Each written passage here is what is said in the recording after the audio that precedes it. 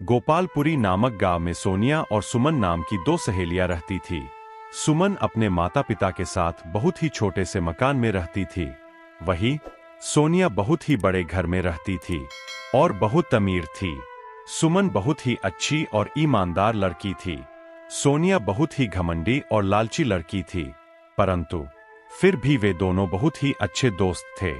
वे दोनों रोज शाम को पार्क घूमने जाते थे। फिर एक दिन सुमन सोनिया से कहती है, तुम्हें पता है हमारे गांव के बाहर वाले जंगल में कोई गुफा है और मैंने सुना है जो कोई भी उस गुफा में जाता है वो वापस लौट कर नहीं आता। ये सब कहने की बातें हैं, ऐसा कुछ भी नहीं है। चलो हम आज ही उस गुफा के पास घूमने जाते हैं। अच्छा तुम कहती हो तो चलते हैं। फिर अगले दिन सुबह सुबह सोनिया और सुमन उस गुफा की ओर घूमने चल पड़ते हैं। थोड़ी दूर चलने के बाद उन्हें दो जादुई गुफा नजर आता है। देखा सोनिया, यहाँ दो गुफा है, हमें कौन से गुफा में जाना चाहिए? अरे मुझे क्या पता। सुमन और सोनिया दोनों ये सोच ही रही थीं कि कौन सी गुफा में जाए। तभी वहाँ एक परी प्रकट हुई और कहती है, मेरे इस जादुई जंगल में तुम दोनों का स्वागत है। और जैसे कि तुम देख सकती हो तुम्हारे सामने दो गुफा है, एक गुफा अच्छाई का और दूसरा गुफा बुराई का। अच्छाई के गुफा में जाओगी तो तुम्हें वहाँ एक वृद्ध महिला मिलेगी जो कई सालों से बीमार पड़ी है। तुम्हें उनकी सेवा करनी होगी। और अगर बुराई के गुफा में जाओगी तो तुम्हें वहाँ ढेर सारा खजाना मिलेगा, परंतु याद रखना उस गुफा में एक नागिन रहती है और ये तुम पर निर्भर करता है।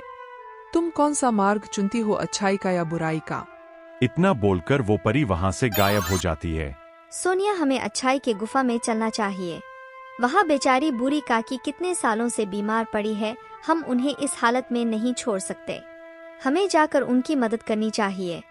हाँ, तुम ही जाओ अच्छाई के गुफा में, मैं तो बुराई के गुफा में जाऊंगी। सुना नहीं तुमने वो परी क्या कहकर गई कि बुराई के गुफा में हमें ढेर सारा खजाना मिल सकता है जो हमें मालामाल कर सकता है। मेरी बात मानो, तुम भी मेरे साथ बुराई के गुफा में चलो। नहीं सोनिया, मैंने बचपन से ही सीखा है कि हमें हमेशा अच्छाई के रास्ते पर ही चलना चाहिए। पैसों का क्या है, पैसे तो आज है और कल नहीं, परंतु हमारी अच्छाई हमेशा हमारे साथ रहती है। तुम्हें तो कुछ कहना ही बेकार है।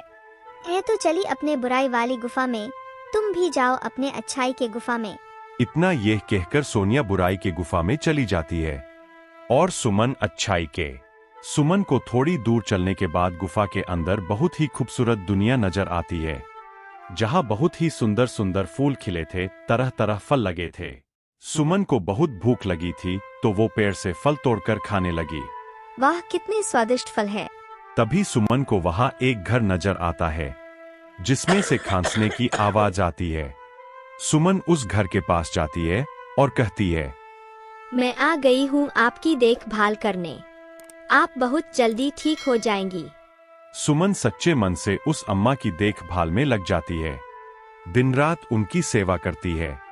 सुमन रोज कुटिया की सफाई करती है, झाड़ू लगाती है, पशु पक्षी को खाना खिलाती है और बहुत ही अच्छे से अम्मा का ख्याल रखती है। वहीं दूसरे तरफ सोनिया के बुराई के गुफा के अंदर जाते ही उसे बहुत ही अजीब और डरावनी दुनिया नजर आती है। उसे बहुत ही डरावनी आवाजें सुनाई देती है। सोनिया खजाने की लालच में आगे बढ़ती रहती है। सुबह से शाम हो जाती है।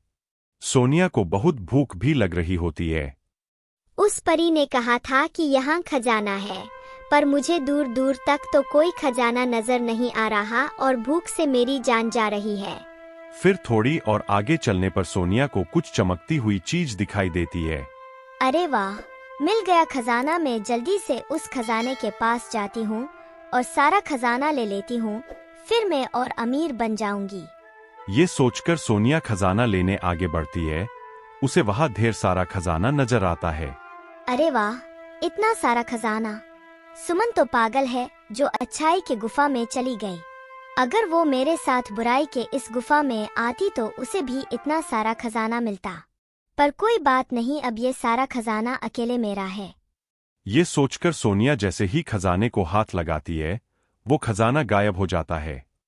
अरे ये क्या, ये खजाना मेरे हाथ में क्यों नहीं आ रहा?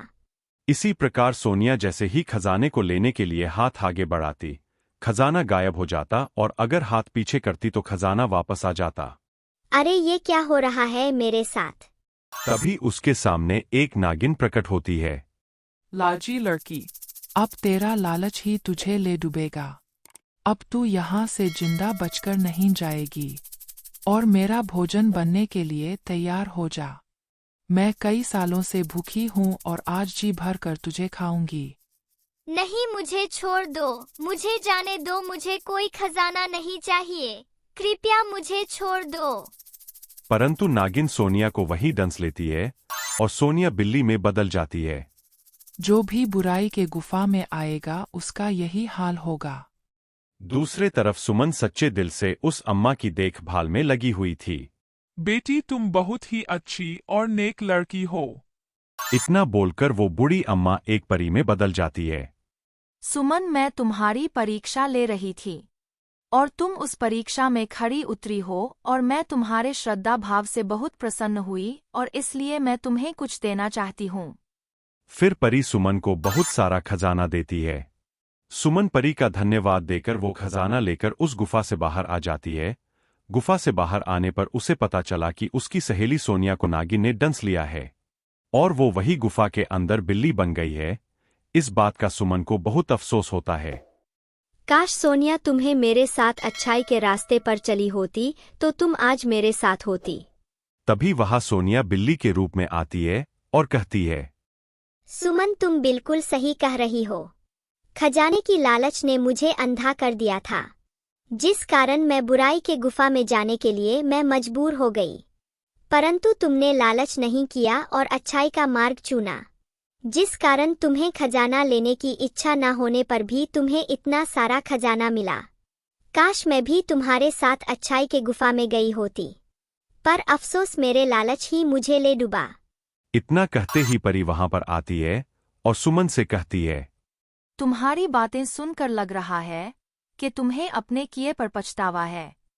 और ऐसा कहते ही परी सोनिया को वापस इंसान में बदल देती है।